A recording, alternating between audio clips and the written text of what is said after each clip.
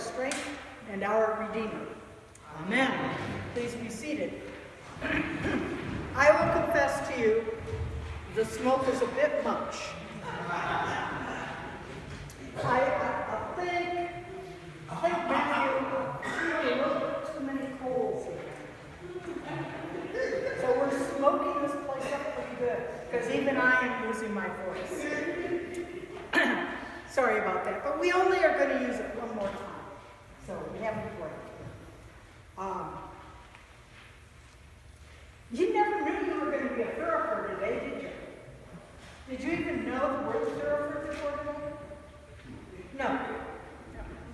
The thurifer is the person who handles the thurible, which is the incense holder. And then the little cup, you've done this one before, it's called a boat. And the person who holds that is the boat boy. So there's usually a boat boy and a thurifer, and me, the priest.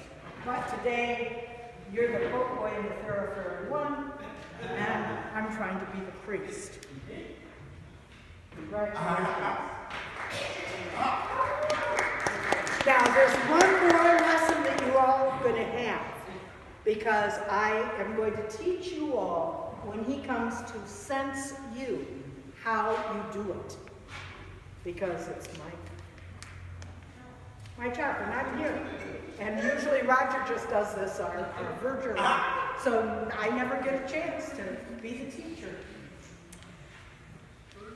And so here we are on Christmas Eve once again. And we have the story of the angels coming to the shepherds.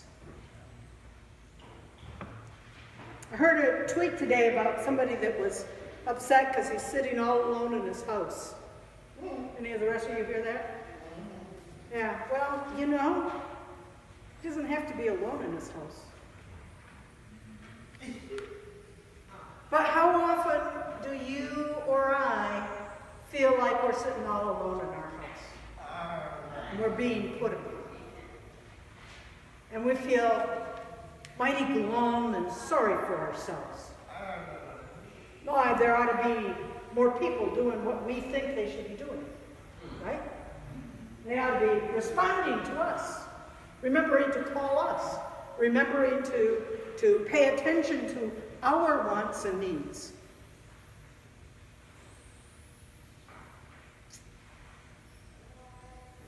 Maybe that's why God chose the shepherds to be the first ones to hear the good news that a baby, a Savior, had been born into this world. Maybe God understood that all those who thought they were important, who had positions of authority and power, were either too busy or feeling too sorry for themselves or too put upon to pay attention to God working in this world. Shepherds were humble people. They didn't expect anybody to pay attention to them. Indeed, shepherds were out with their flocks of sheep. And I don't know about you, but if you've ever been around sheep before they've been cleaned up, it's not a pleasant smell. You'd much rather have a double dose of the incense. And so those shepherds were used to, if they came in contact with people, people avoiding them. People feeling like they were somehow dirty and shouldn't be around other humans. Maybe that's why those shepherds sitting alone out on the field noticed these angels and paid attention to what the angels said. Maybe they weren't so busy, so certain of their place in this world, that they could notice something different coming into this world. And if you notice, the shepherds, after the angels have gone back to heaven, look around and say, well, why don't we go see for ourselves? Why don't we go see for ourselves? And so the shepherds are the first to come to that manger, the first after Mary and Joseph to see the Messiah, the Savior of the world, God's love incarnate, come into the world to love us back into right relationship with God and with one another. It is so easy to think, oh, I have my faith, and forget and not even realize we just made a mistake, because it isn't my faith. It's the faith God has put inside of us. Our faith itself is a gift of God. It is a gift that shows us to be aware of God's presence in this world, in the vulnerable, in the weak, in those whom others dismiss.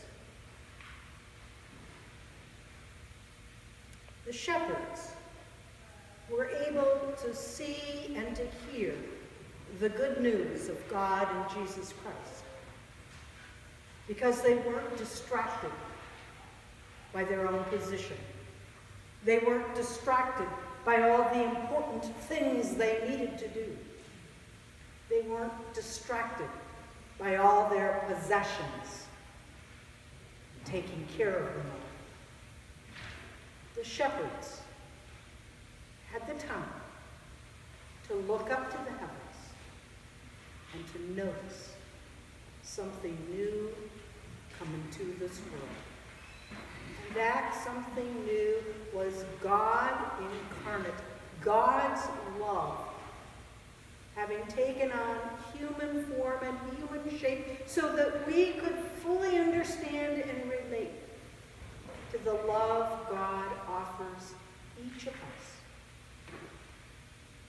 God became human so that we could see and feel and touch and know in the deepest part of our being how loved we are by God. And then God's hope, God's desire is that we will be so certain of that love and so filled with that love that we will be able to reach out our arms and our hands to others, to those shepherd-like people in our midst, to those people that are ignored, those people that others look the other way at. Those people that seem able to be dismissed. I actually did a service at another church. I came over on 8 Mile, and I don't know why I did this. I didn't get off at Woodward like I was going to, so I actually went under the viaduct at 8 Mile. Do you know there's people that live there? Lots of people that live there. And on this Christmas Eve, I observed them with their packs in the plastic bag, with some of them walking down the street, with one lady just sitting bent over.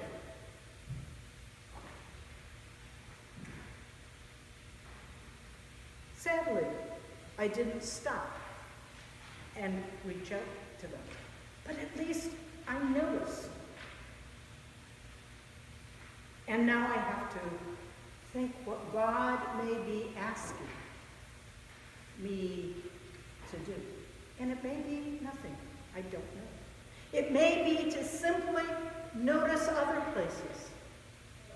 It may be to simply be friendlier when one of those people walks by me.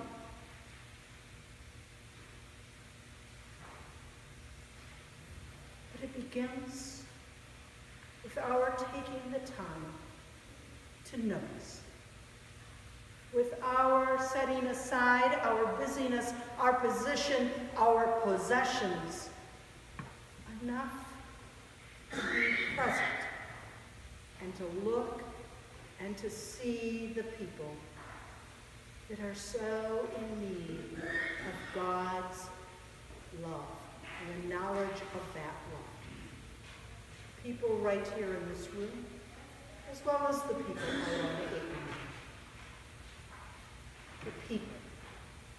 The people that God so loved that he sent his only begotten Son to become incarnate, so that we might see and touch and feel and know God's love to the core of our being, and then reach out in that love